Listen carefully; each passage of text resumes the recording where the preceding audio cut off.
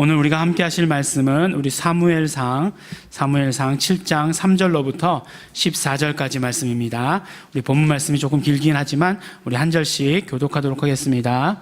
제가 먼저 3절 말씀을 읽겠습니다. 사무엘이 이스라엘 온 족속에게 일러 가로되 너희가 전심으로 여호와께 돌아오려거든 이방 신들과 아스타롯을 너희 중에서 제하고 너희 마음을 여호와께로 향하여 그만 섬기라. 너희를 블레셋 사람의 손에서 건져내시리라.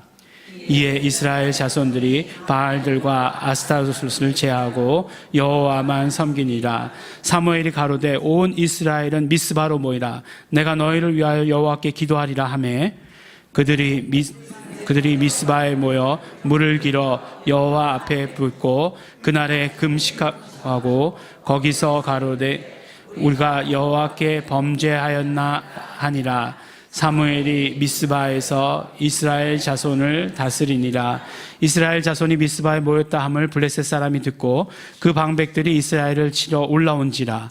이스라엘 자손이 듣고 블레셋 사람을 두려워하여 사무엘에게 이르되 당신은 우리를 위하여 우리 하나님 여호와께 쉬지 말고 부르짖어 우리를 블레셋 사람의 손에서 구원하시게 하소서. 사무엘이 젖 먹는 어린 양을 취하여 온전한 번제를 여호와께 드리고 이스라엘을 위하여 여호와께 부르짖음에 여호와께서 응답하셨더라. 사무엘이 번제를 드릴 때에 블레셋 사람이 이스라엘과 싸우려고 가까이 오매 그날에 여호와께서 블레셋 사람에게 큰 우레를 발하여 그들을 어지럽게 하시니 그들이 이스라엘 앞에서 패한지라. 이스라엘 사람들이 미스바에서 나가서 블레셋 사람을 따라 뱃갈 아래에 이르기까지 쳤더라.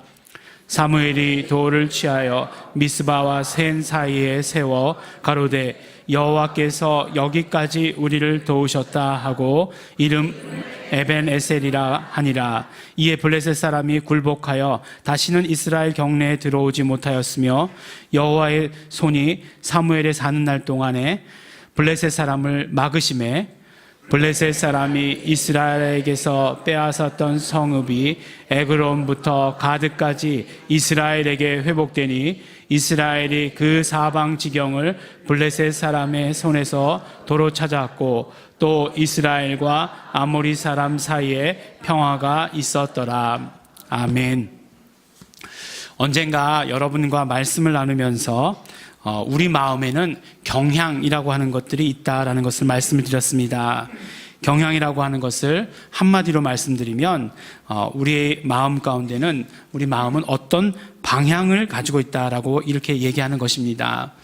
우리가 지금 나의 모습에 대해서 얘기할 때 내가 지금 여기에 있다 라고 말하기를 좋아하고 그렇게 말하기를 교육받고 우리가 그렇게 말하는 것이 습관처럼 되어 있습니다. 하지만 우리에게 있어서 더 중요한 것은 무엇이냐면 내가 지금 여기에 있다 하는 것보다 내가 지금 어디로 향하고 있다라고 하는 것이 더 중요한 것입니다. 그렇기 때문에 마음의 경향이라고 하는 것은 바로 내가 지금 어디로 향하고 있는 것을 말하고 있는 것입니다. 이런 예를 드렸던 것도 여러분들 분명히 기억하실 것입니다. 우리가 이제 경부선 그것도 이제 부산행 기차 중에서도 KTX를 타신다라고 이렇게 생각해 보시기 바랍니다. 만약에 이제 우리 서울역에서 부산행 KTX를 탔습니다. 그러면 그 기차를 타고 이제 서울역에서 출발해서 제일 먼저 광명역을 지나고 이제 천안 아산역쯤 이렇게 왔다라고 이렇게 생각을 해보시기 바랍니다. 그러면 천안 아산역은 서울역에서 훨씬 더 가깝습니다. 그럼에도 불구하고 이 기차를 서울행이라고 이야기하지 않고 이 기차는 부산행이라고 이렇게 이야기를 합니다. 예전에 이 예를 들 때는 조금 이게 헷갈리실지도 모르겠어요. 경부선 예를 들면서 KTX를 들지 않았기 때문에 수원역으로 들었던 걸로 이렇게 기억을 합니다. 그렇지만 KTX가 수원역에는 잘 쓰지 않잖아요. 그렇기 때문에 천안 아산역으로 이렇게 바꾸었다는 이 섬세함 이런 것들 여러분께서 이해해 주시기 바랍니다. 마찬가지예요. 마찬가지로 부산에서 서울행을 타신다라고 이렇게 생각해 봤을 때 이제 부산에서 서울행 KTX를 타고 대구쯤 왔다라고 이렇게 생각을 해보시기 바랍니다. 그러면 분명히 대구는 부산에 훨씬 더 가깝지만 그래도 이것을 서울행이라고 이야기를 하는 것입니다. 우리의 마음도 중요한 것은 지금 어디에 있는가 하는 것보다 사실 우리의 마음이 어디로 향하고 있는가가 훨씬 더 중요하다는 것입니다. 성경에서는 죄라고 이야기할 때 죄를 헬라어로 하마르티아라고 이렇게 이야기를 합니다. 이 하마르티아라고 하는 것의 의미는 무엇이냐면 빗나간 화살이라고 하는 의미예요. 그러니까 뭐 표적지가 있는데, 목표가 있는데 그것에서부터 빗나간 것을 뭐라고 얘기하느냐? 바로 죄라고 얘기합니다. 그러면 회개는 뭐가 회개냐? 바로 그 빗나간 것을 바로잡는 것, 빗나갔던 방향을 바른 방향으로 바로잡는 것을 바로 회개라고 한다, 이렇게 이야기하는 것입니다.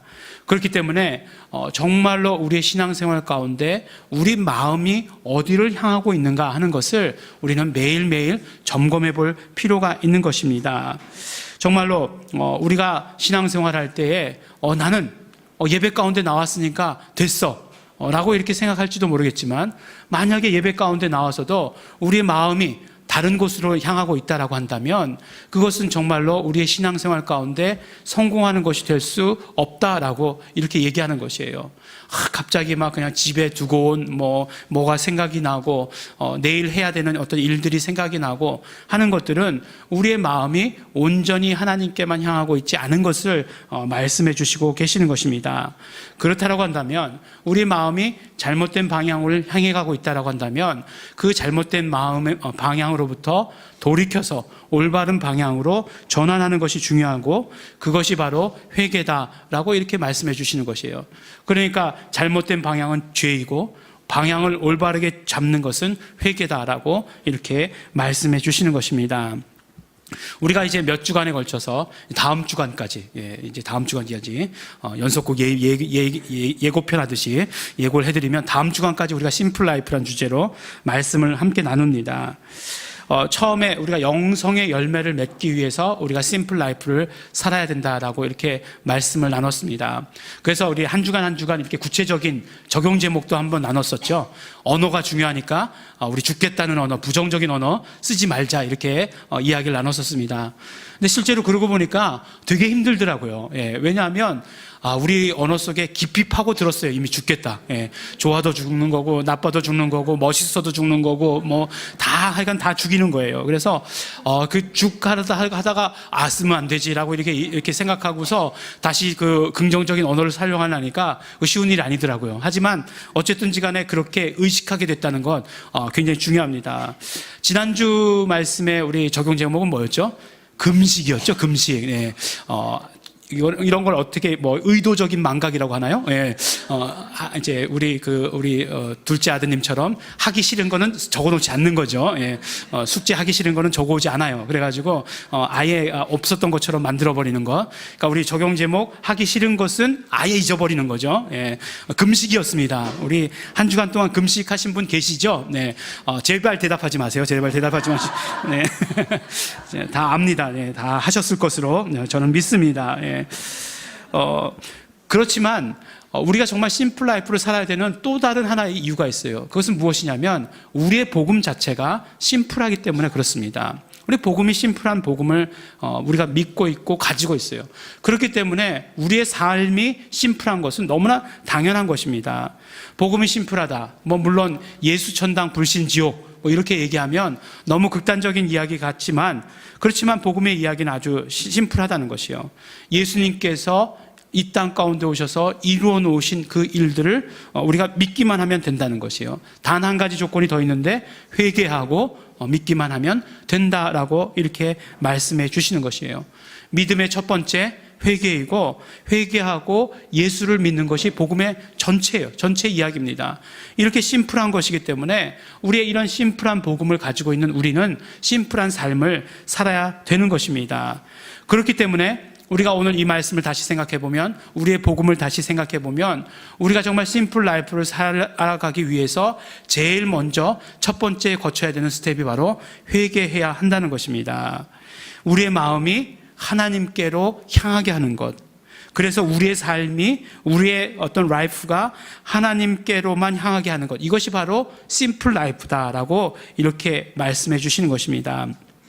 오늘 말씀이 바로 회개에 대한 말씀, 첫 번째 스텝인 회개에 대한 말씀을 우리에게 주로 말씀해 주십니다.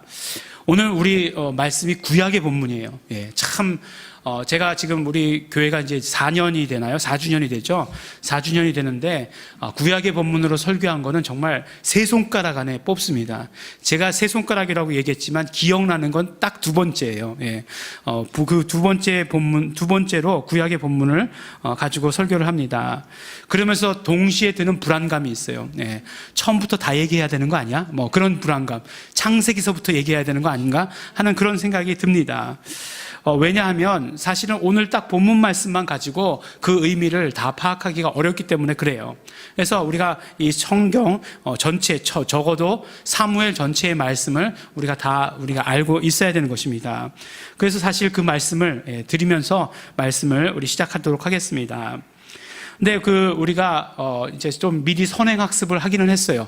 뭐냐면 우리가 예배하는 공동체라는 주제를 가지고 아주 여러 주간에 걸쳐서 예배에 대해서 우리가 말씀을 함께 나눴습니다.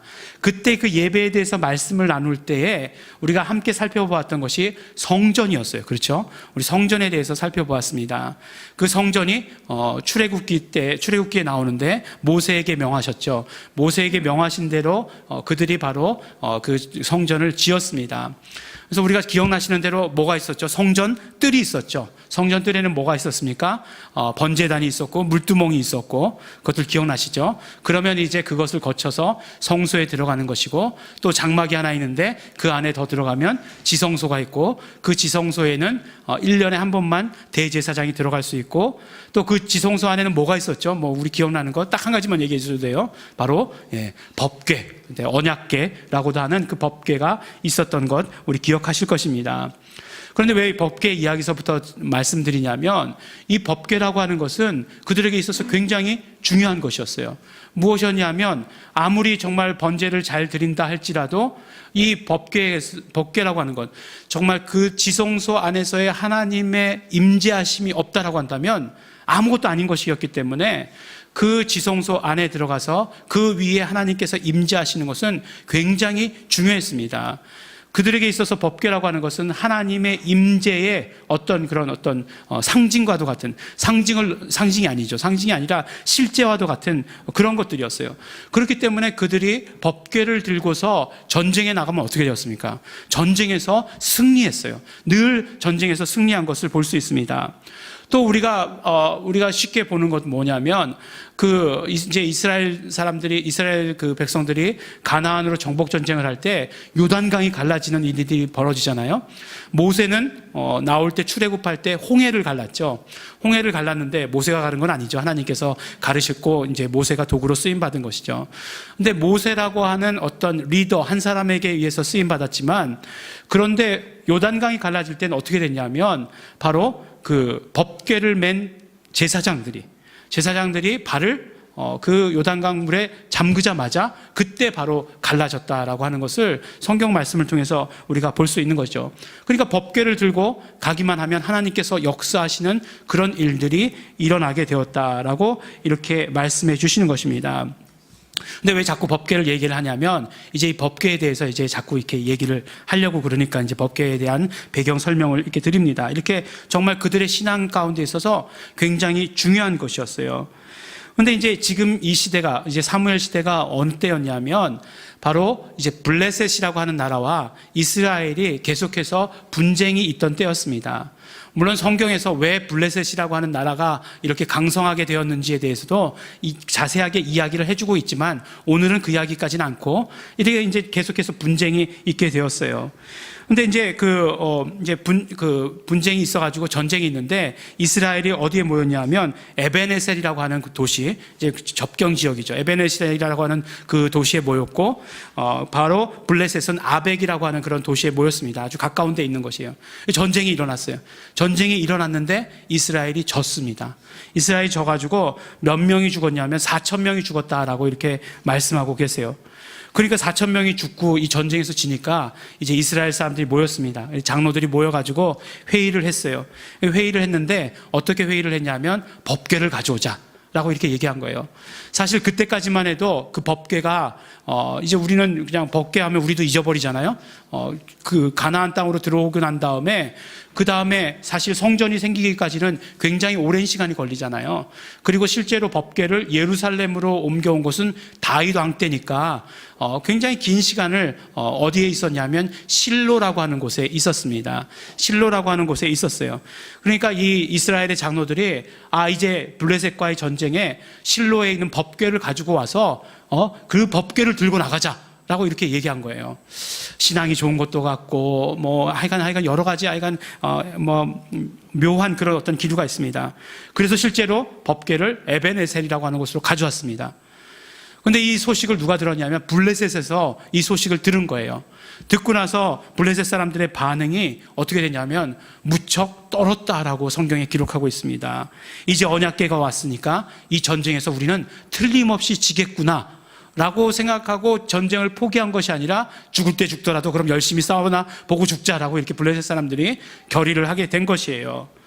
그래서 이제 그 이스라엘 사람들이 언약궤를 가지고 전쟁에 나아갑니다. 그런데 보면 이 전쟁에 나아갈 때 이 언약궤를 누가 호위했는가 하면 바로 엘리 제사장의 두 아들인 홈니와 비느하스라고 하는 이 두 아들이 이 법궤를 호위해가지고 전쟁에 참여하게 됩니다. 근데 이 이야기를 또 안 하고 넘어갈 수가 없어요. 홈니와 비느하스에 대해서 이야기할 때 성경에서 뭐라고 얘기하냐면 불량자 이렇게 얘기합니다. 불량자. 그리고 가로 열고 여호와를 알지 아니하니라. 알지 못하니라도 아니고 알지 아니하니라라고 이렇게 표현하고 있어요. 그리고 그들의 저거 행태에 대해서 나오고 있는데 보면 이제 제사장께서 정말 삶은 고기는 못 먹겠다. 생고기를 내놔라. 그러니까 제사에 바쳐지기도 전에 고기를 그냥 잘라다가 갖다 먹는 거죠. 요새 얘기로 하면 뭘까요?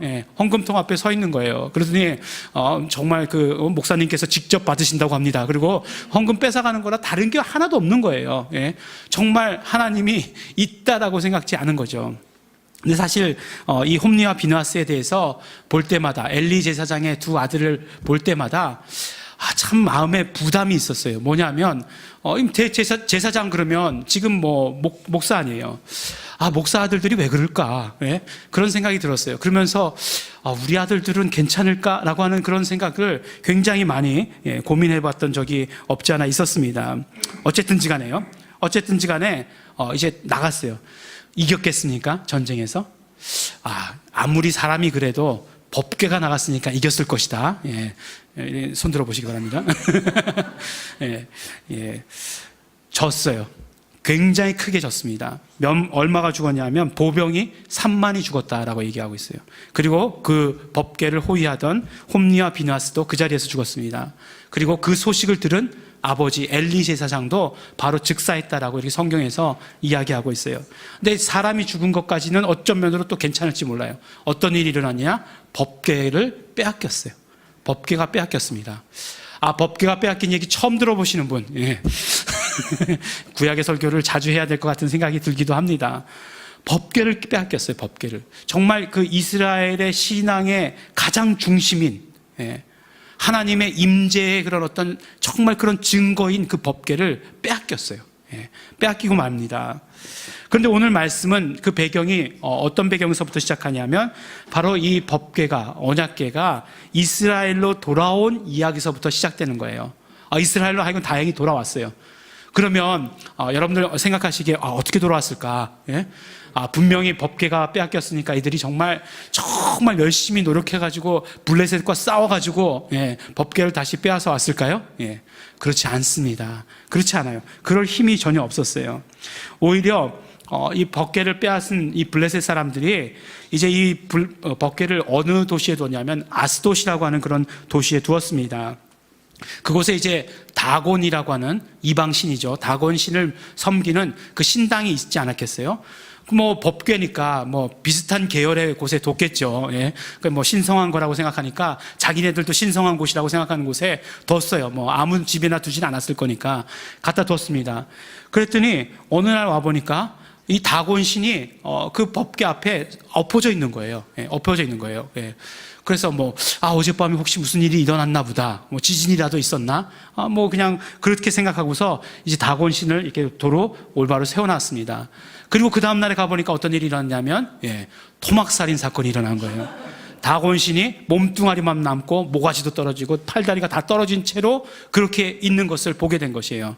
그러니까 어떻게 되겠습니까? 약간 이렇게 뭔가 이렇게 마음에 부담이 생기기 시작했죠. 그래도 자신들이 섬기는 신상인데 그 신상이 그냥 다 날아갔으니까.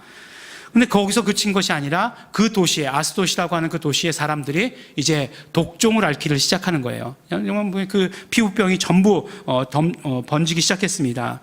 그래서 그 사람들이 왜 그럴까라고 생각해 보니까 이스라엘의 법궤가 그 다곤 신상에 있기 때문이다라고 이렇게 생각하게 된 것이에요. 그래서 이제 다른 도시로 그럼 옮겨가라 라고 이렇게 이야기를 하고, 그 다음에 이제 에그론이라고 하는 그 도시로, 그 가드라고 하는 도시로 옮겼습니다. 가드라고 하는 도시로 옮겼는데 마찬가지 일이 일어난 거예요.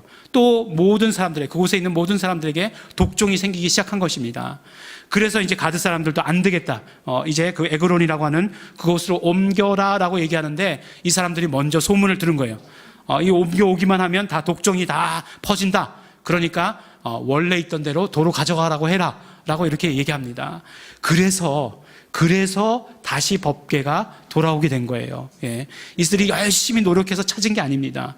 그냥 그게 그렇게 해서 돌아오게 된 것이에요. 그때 선지자가 바로 사무엘 선지자예요. 사무엘 선지자였습니다. 근데 사무엘 선지자가 하나님께로 부름받을 때 그때 상황이 어땠냐? 이스라엘이 조용했다라고 이렇게 얘기합니다. 굉장히 좋은 의미인 것 같죠? 근데 그런 좋은 의미로 조용한 게 아니에요. 전쟁도 계속 있고 그랬잖아요. 무슨 말씀이냐면 바로 하나님의 음성이 들리지 않던 때였다라고 말하고 있는 거예요. 그렇게 하나님의 음성이 들리지 않는 조용한 때였다는 거예요. 무슨 말씀이냐? 바로 하나님의 백성, 그 이스라엘 백성들 가운데서 참되게 예배드린 그런 어떤 흔적들을 발견할 수 없었다라고 하는 그런 말씀이에요. 분명히 제사장도 있었고 섬기는 사람들 다 정해져 있었지만, 그렇지만 하나님께 참된 예배가 이스라엘 가운데 이루어지지 않고 죄악이 관영하고 정말 하나님의 음성은 들을 수가 없었다라고 이렇게 말씀해 주시는 것이에요. 그때 바로 사무엘을 선지자로 세우셨죠. 선지자로 세우시고서 이제 사무엘에게 말씀을 하시는 것입니다. 이때 사무엘이 한 일이 무엇입니까? 사무엘은 그렇기 때문에 마지막 사사이기도 하고 또 선지자이기도 합니다. 사무엘이 한 일은 하나님과 이스라엘 백성들 사이에 중재를 맡은 것이죠. 하나님께 기도하는 사람이었어요. 그리고 그 기도에서 하나님의 뜻을 이스라엘 백성들에게 전하는 그런 일들을 했습니다. 이제 하나님의 뜻을 전하기 위해서 이스라엘 백성들을 모아서 하나님께 돌아오라 라고 이렇게 선포를 합니다. 그것이 오늘 말씀이에요. 오늘 말씀 가운데 있는 일입니다. 사무엘이 이스라엘 백성들을 모두가 다 미스바로 이렇게 모이라고 이렇게 이야기를 합니다. 미스바, 예전에 이렇게 이렇게 포스터 같은 거 이렇게 볼 때 부흥성회 이렇게 붙은 포스터 이렇게 붙을 때 보면 미스바 대성회 이렇게 붙은 거 보신 적 있으신 분들이 계실 것입니다. 그걸 보신 적이 있으신 분들은 이제 나이가 되신 분들이고요. 잘 모르겠다 그런 분들은 이제 젊으신 분들입니다. 이상하게 몰랐어요. 그때는. 왜 부흥회를 미스바 대성회 이렇게 얘기할까 그랬는데 바로 이제 여기서 이제 유래한 것이다. 다니엘 기도 이렇게 얘기하지 않습니까? 다 거기서 다 유래한 것입니다. 미스바로 이렇게 모이라고 이야기해요. 그리고 내가 너희를 위해서 기도하겠다라고 이렇게 말씀하십니다. 그랬더니 어떤 일들이 일어나느냐? 바로 사람들이 물을 가져다 붓고 그리고 금식하면서 우리가 범죄하였나이다 라고 하나님께 고백하는 것이에요. 그것이 무슨 기도입니까? 바로 회개하는 기도였어요. 그리고 그곳에서 일어났던 것이 무엇이었느냐? 회개 운동이라고 하는 거예요. 회개하는 운동이 일어난 것이에요. 그러니까 사무엘이 백성들로 하여금 하나님께로 돌아오게 하면서 제일 먼저 한 일이 뭐냐? 바로 회개하도록 한 일이에요. 예수님께서도 이 땅 가운데 오셔서 공생애 가운데 하신 제일 첫 번째 말씀이 무엇이냐? 바로 회개하라고 하신 그런 말씀이에요. 그러면 회개라는 것이 무엇이냐? 오늘 말씀해 보니까 사무엘이 이렇게 이야기합니다. 너희가 전심으로 여호와께 돌아오려거든 이방신들과 아스타롯을 너희 중에서 제하여 버리고 너희 마음을 여호와께로 향하여 그만 섬기라 라고 이렇게 말씀했어요. 이 말씀 들을 때 정말 이게 조심해야 돼요. 그만 섬기라, 이게 그만 섬기라 이게 아니에요. 예, 그만 섬기라가 아니라 그만, 예, 하나님만, 예, 섬기라 이렇게 말씀하는 것입니다. 항상 이렇게 그래서 설교자가 필요한 거예요. 예? 여기 읽다가 그만 섬기라고 말씀하시네요. 그리고 이렇게 덮어버리면 큰일 나는 거예요. 큰일 나는 거예요. 그만 섬기라 그 말씀이에요. 예? 하나님께로, 예, 하나님만 섬기라라고 얘기하는 것이에요. 근데 뭐라고 말씀하고 계세요?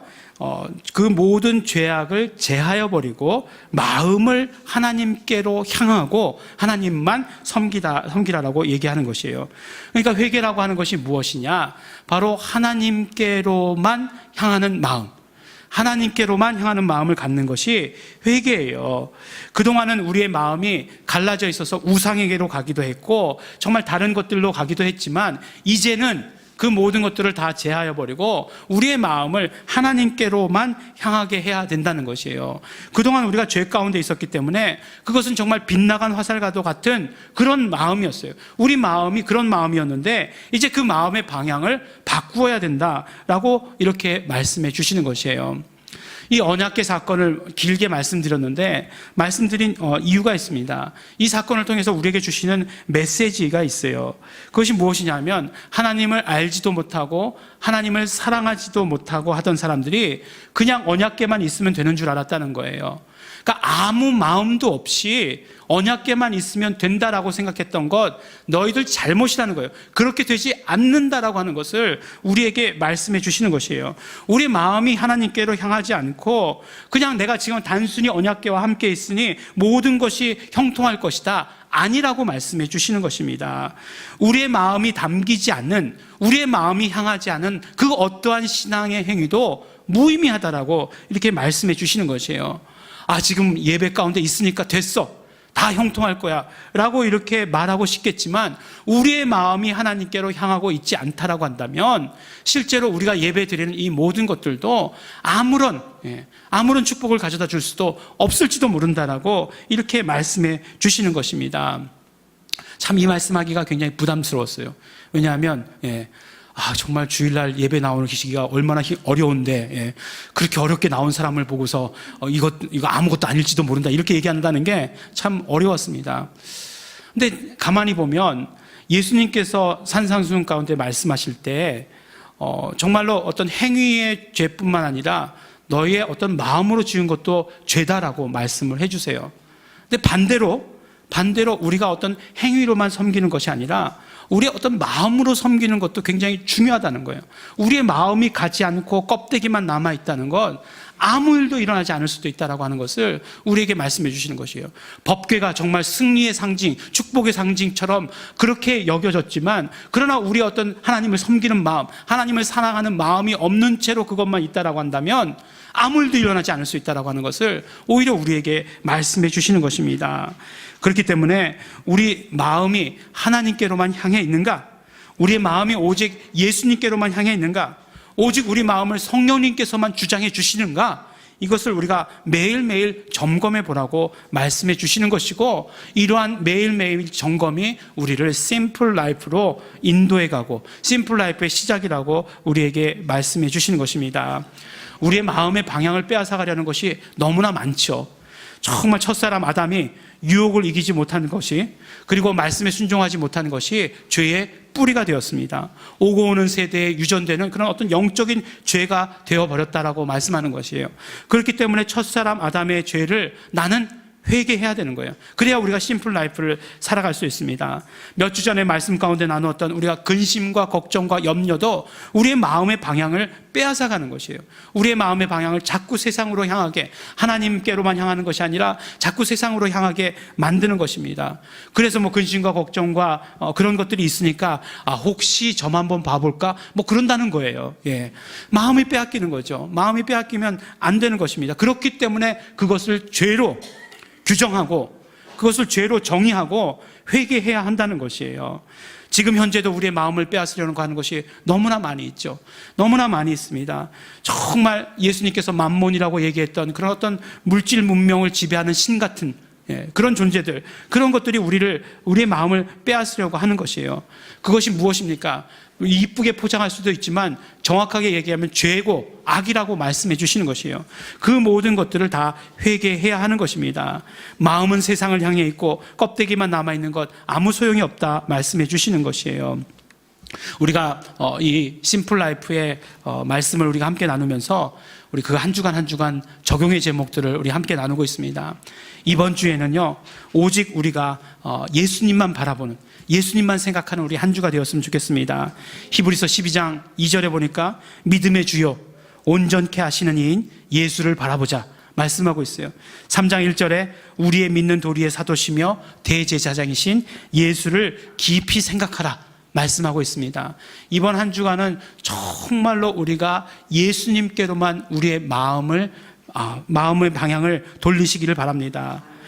정말 근데 잘 안 돼요. 사실은 잘 안 돼요. 안 될 때가 많이 있습니다. 그렇지만 그때마다 우리가 회개하는 거예요.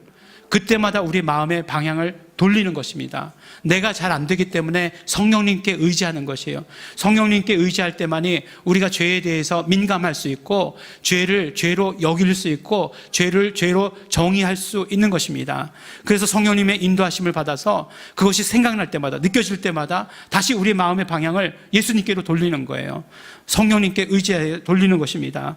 바로 우리 회개라고 하는 것, 예수 그리스도께서 이루어 주시고 예수 그리스도께서 이미 다 이루어 놓으신 일들을 우리가 그 공로를 의지해서 가기만 하면 되는 것이기 때문에 그렇습니다. 처음부터 말씀드렸지만 우리의 정체성이라고 하는 것은 우리가 지금 어디 있는가 하는 것보다 우리가 지금 우리의 마음이 어디로 향하고 있는가가 훨씬 더 중요하다고 하는 것입니다.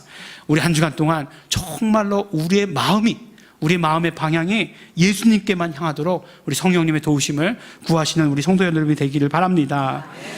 회개는 빗나간 화살을 원래의 방향대로 돌려놓는 것입니다. 이것이 바로 심플한 복음이고 이것이 바로 심플 라이프입니다. 사랑하는 우리 예일중학교의 성도 여러분, 우리 마음이 오직 하나님만을 향해야 합니다. 지금 하고 있는 어떤 신앙 행위에 만족하는 것이 아니라 마음도 우리 함께 드려야 하는 것입니다. 끊임없이 나의 방향이 잘 가고 있는지를 살펴보아야 하는 것입니다. 회개해야 하는 것입니다. 그러므로 회개를 통해서 우리 심플 라이프를 살아가시는 우리 성도 여러분들이 되시기를 예수 이름으로 축원합니다. 우리 함께 기도하시겠습니다. 이 시간에 기도하실 때 우리 감사 기도 또 우리 회개 기도하면서 결단 기도하기를 원합니다. 우리 정말 회개로서 우리 심플 라이프를 시작하고 또 우리의 마음의 방향을 우리 매일매일 삶 가운데서 점검해 볼 수 있도록 되기를 원합니다. 그리고 만약에 그것이 세상을 향해 있다고 한다면, 하나님을 향하지 않았다고 한다면 돌릴 수 있는, 회개할 수 있는 자 될 수 있도록 축복하여 주시옵소서. 그렇게 하겠습니다. 성령님 도와주시옵소서. 우리 회개하시면서 감사하시면서 결단하시면서 다 같이 통성으로 기도하시겠습니다.